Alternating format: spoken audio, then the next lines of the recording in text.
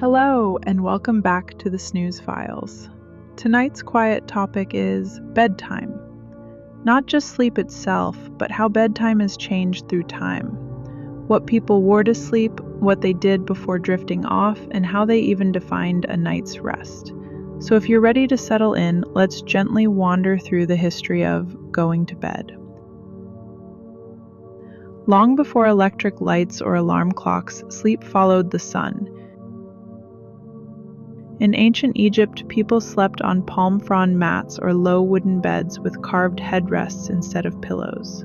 Sleep was sacred. Dreams were believed to be messages from the gods.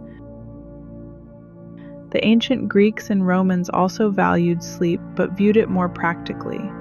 Roman homes sometimes had separate rooms just for rest, though they were often shared spaces.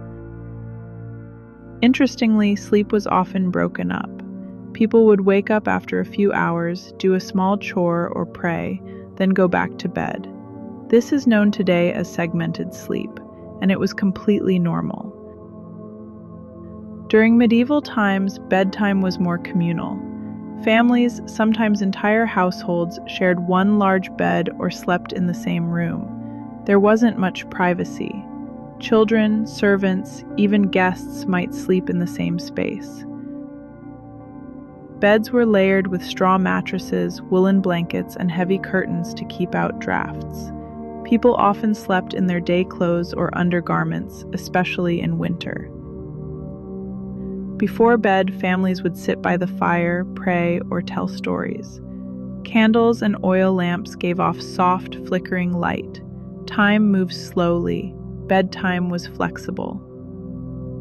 In the 1600s and 1700s, as cities grew and homes became more structured, so did bedtime. The wealthy had ornate beds with embroidered linens. Bedchambers became private sanctuaries for sleep and reading. In the 1800s, bedtime began to take on a more scheduled feel. With the rise of industrial work hours, sleep was regulated, less based on sunlight, more on shift changes. People started developing nighttime routines, washing up with basins, reading by gaslight, winding clocks before sleep. Pajamas became more common, first borrowed from Indian fashion, then popularized across Europe and America. By the 20th century, bedtime became something of a ritual. Bedtime stories for children, evening tea, warm baths, and eventually, television. Electric light extended the day. And yet, many of us still crave the quiet that once came so naturally. And so, dear listener, bedtime has always been more than just sleep. It's a slow transition, a set of tiny signals that it's okay to let go. If your mind is starting to wander or your eyelids are growing heavy, feel free to drift off now.